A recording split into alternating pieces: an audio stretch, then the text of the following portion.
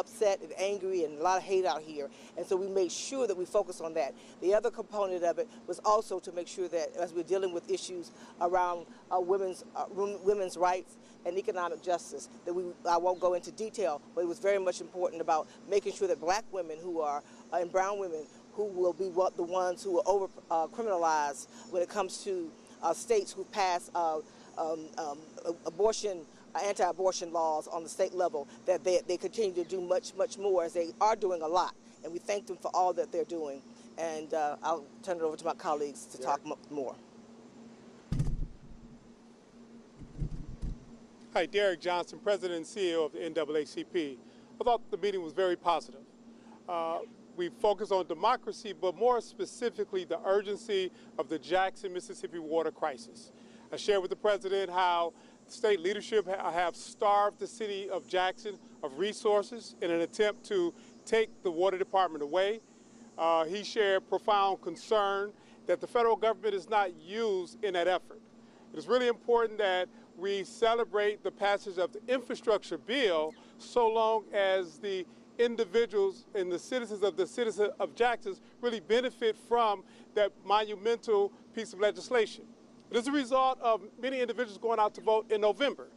And we hope that this administration will use all within their power to ensure the citizens of Jackson are not taken advantage of by a state government that have intentionally over the last several decades, but particularly over the last 2 years, sought to starve the city of Jackson of resources to make sure we had a water department that was up, running with safe, clean drinking water. And finally, we are at a juncture in this country. November will make a big difference. And as we stood in this, as we stand in this moment, to understand that it wasn't a partisan conversation, but an important conversation. And that the impact of voters this November will send a clear message that democracy is worth protecting and white supremacist activity is a danger to our democracy. So as we stand here as civil rights leaders, we are aligned with this administration to protect democracy. And as I am a resident of the city of Jackson, we're going to fight hard as possible to ensure clean, safe drinking water. And this administration partnered with the citizens of Jackson to make sure that takes place. Thank you. Thank you. David? Thanks, Derek. Damon Hewitt, President and Executive Director of the Laureus Committee for Civil Rights Under Law. We had a frank conversation with President Biden, a very honest and open conversation, and what we're seeking overall is not a singular demand, but really a relationship and an alignment of interests. And you could hear in the President's speech last night, you could hear in this meeting today, there is alignment about protecting democracy. We know that Black Americans are among the hardest working, most patriotic people in this country. And we need a democracy that works for Black America and that works for all of America. We need a democracy that does not condone, allow, or facilitate attacks on its own people, whether that be through voter suppression, whether that be what we saw during the January 6th insurrection, whether that be through police and state violence, or whether that be through white supremacy, which drives a lot of what we're seeing. And so that alignment with the president is there. What we need to do is use political muscle in the civil rights community and also among elected officials to push this agenda forward. Americans, the media may be focused on the elections, which is totally understandable, but we are playing not a long game, but a long strategy. It's about what happens today. It's about what happens in the midterm elections, whether people can cast their votes, whether the votes will be counted, and whether the election results will be protected from election subversion and efforts to overturn them, legitimate results. But it's also about what happens beyond these elections, because we do believe at the Laureus Committee that democracy is a promise, and the promise is about safety, health, opportunity, and prosperity for Black Americans and all Americans. That is our agenda. Two other points to lift up. With respect to policing issues, I made clear to President Biden that accountability is not an adjunct, a side issue. In fact, police accountability is part of the key to making America safer. And so we urged in his ongoing framing of his Safer America plan to lift up the pieces that are not just about additional police officers, but the pieces that are about the health and safety of communities writ large, and also to ensure that any future calls for executive action or legislation include meaningful accountability. I will say the president did lift up the National Police Misconduct Database, which is part of his policing executive order. We want to see that built, created, flourish, and have every law enforcement agency in the country participate in that. A second piece, a couple of us separately lifted up with the president the issue of black farmers. And we know that farmers are facing, across the board, are facing incredible odds, but to them, access to resources is a part of keeping the promise of democracy real. Thank you. Thank you. Janae? Good afternoon, Janae Nelson, President and Director Counsel of the Legal Defense Fund. This afternoon we had a meeting with the President that builds on a legacy of engagement with administrations on behalf of black communities across the country. And I stand here today with my civil rights colleagues in our call in amplifying the alarm that we've been sounding for a very long time, that our democracy is in peril, that we are facing an existential crisis that black people have known for a very long time, that the attack on the right to vote is an attack on our democracy, it's an attack on our future, and it's an attack on our freedoms. Today we emphasized with the president that every issue, be it economic justice, criminal justice, health, reproductive rights, all of them ladder up to the mechanism of democracy that makes the preservation of those rights possible. And so we issued last weekend, on the anniversary of the March on Washington, a declaration that we are in a state of emergency. And we continue to sound that alarm. And today we were able to talk to the president not only about the most urgent issues facing black communities, other communities of color, and our democracy as a whole, but what the long-term agenda is for this administration. We need to secure voting rights first and foremost. And we do that by exercising the right to vote this November and ensuring that we elect a Congress that will enact federal legislation to protect the right to vote. That is the most important agenda item that we have. And that opening will allow us to pass legislation that advances economic justice, that protects reproductive rights, that expands safety, and that protects the future of our multiracial, multi-ethnic democracy. I will say one word about the issue of public safety. We made clear that our vision for that and the mechanism of getting there may be different, and our unity will not be compromised by a lack of uniformity on outcome. But we will continue to press this administration. That is why we have these meetings, to talk about and amplify the voices of black communities, but to also be in unison about the protection of our democracy and how essential it is to all Americans that we maintain it, that we protect it, and that we do everything possible to advance it in order to secure the benefits of the diversity of this nation. Thank you. Thank you. Oh, Thelma, you were next. No, Thelma. You go ahead. No, Thelma was next. Okay, Dr. Daly was supposed to be next. I know my betters. My name is Maya Wiley. I am the president and CEO of the Leadership Conference on Civil and Human Rights. And today we stand here as black leaders always have, as the original patriots, as the people who were the original flame bearers for that torch that the president talked about last night, that torch, that flame of freedom. And the message today was that freedom requires the kind of democratic justice that the president so well said last night has being denied to too many of us. And it was a meeting where we sat together and where I can honestly say we had a frank conversation about just how critical it is to understand how white supremacy is undermining the very fabric of democracy for every single American. But we also made it clear that, as he said last night, so rightly, that violence cannot be used as a tool for those who have lost an election, We also, and I certainly made clear, that from a leadership conference perspective, we have to also recognize how too often that tool of violence sometimes gets meted out in our communities through how policing happens. And that it is critical, particularly at a time when we are seeing the Shay Mosses and Ruby Freemans, the poll workers, the people, the patriots, who show up every day just to make sure people can exercise that right to vote, are also protected, and that our communities are not intimidated. And so today we stand here thankful for a productive meeting, grateful for a partnership that, like all families, is real, is deep, and we don't always agree, but we always stand together, because at the end of the day, we will continue to be the torchbearers for a democracy that includes all of us. Thank you. Thank you. Dr. Daly. I am Thelma Daly, President of the National Council of Negro Women, and I stand here with these great civil rights leaders today.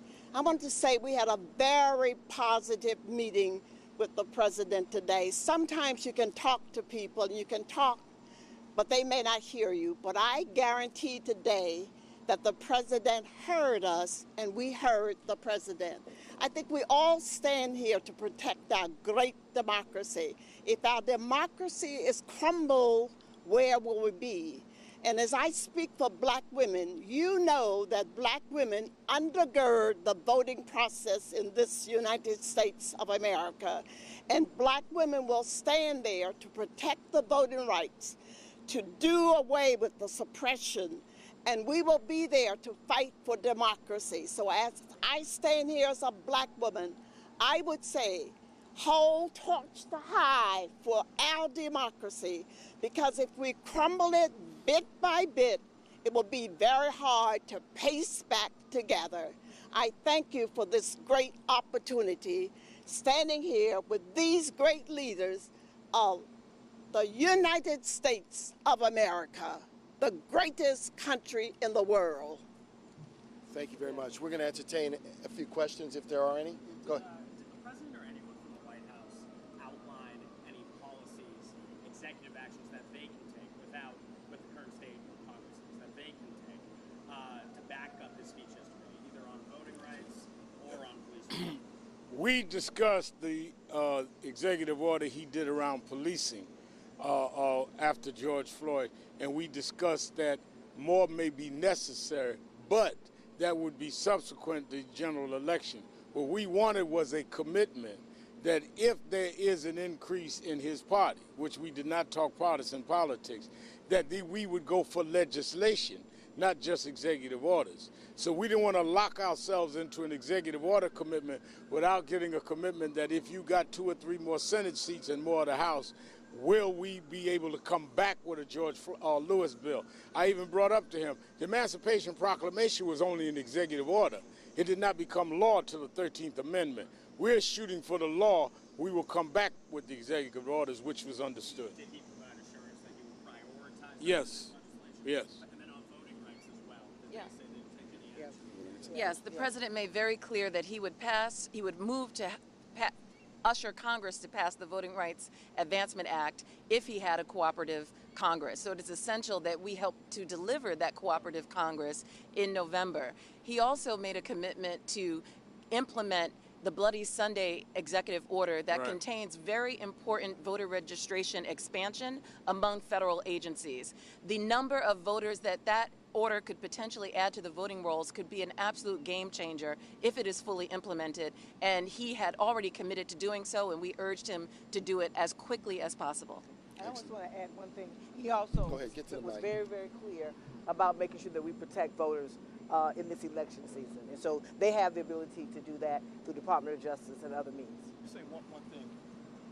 The implementation of that voting rights executive order, it's important to understand that even though elections are pending, this is not a political play, certainly not from us, and not even from this White House. It's a play to preserve democracy. It's the theme that you hear from us consistently. What's most important is that we have an open, fair, and safe system, and that's exactly what's under threat. You had a question, sir? Yes. What can be done in the meantime for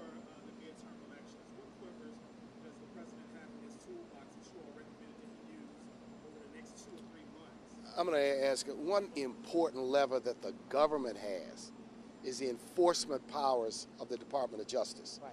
Let's not forget that the Department of Justice is empowered by statutes, rules, and by their very mission to protect the ballot box, to protect the right to vote.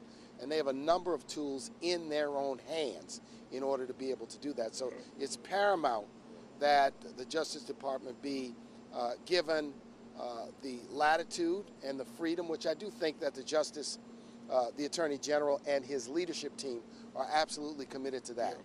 But I think also, in addition to that, and we discussed that with him, the things that he's been able to get done in the last 60 days with the Inflation Act, Reduction Act, what he's done in terms of infrastructure, we discussed that there is disproportionate impact when you talk about climate change with the toxic waste dumps in our community. Therefore, there must be a balanced look at how we get disproportionate amount of the money to deal with that.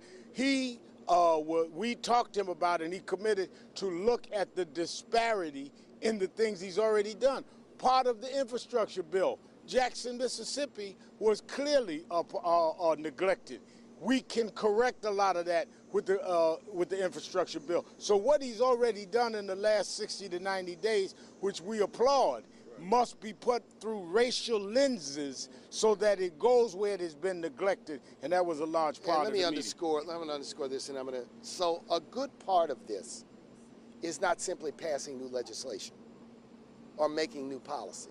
It's about equitably implementing the policies that are on the books. Number one, $1.2 trillion in infrastructure dollars. The CHIPS and Science Act, which is multiples of billions. The new Climate Act, which is multiples of billions. Those have to be implemented in a way that black and brown workers, disadvantaged workers, have an opportunity for those jobs, that businesses in our community participate in that.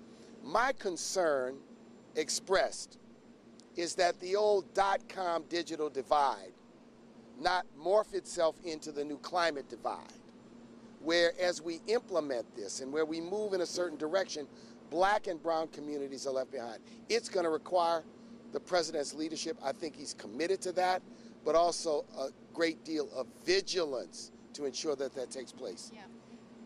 I absolutely agree with my brothers. There were two specific things the administration can do that I raised, critically important to getting us to November with a full democracy for our folks. One is that we need federal agencies to register to be voter registration sites, because we have federal agencies in every single part of this country. We sent a letter as a leadership conference to many of the cabinet members in May saying only 2 federal agencies had yet registered to be voter registration sites. It's voter registration month. We've seen record increases in women, for example, registering to vote, rightly, because of Dobbs. It is equally true for all our people in black communities to make sure they can get access to registering to vote from neutral places where they can feel safe and confident about their registration, in addition to all the work these organizations are doing. One other one, we asked for an interagency hate and bias task force, because that is fundamental to the federal government using all of its power to do what the president talked about last night. As you can see, we had a working meeting. Let me go to question over here for the first time, then we'll come back to you. Go ahead.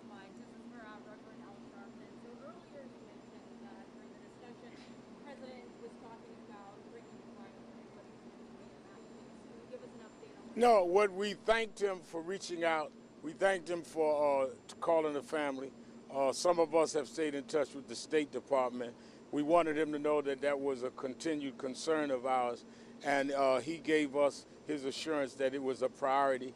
I would not want to go further than that because I don't want to compromise the negotiations to try to get her and other prisoners. He stressed not just her, but we did not want to sit in the White House and not bring up Brittany Griner, and that we continued in concern. So we're going to wrap. Let me just say this before you wrap.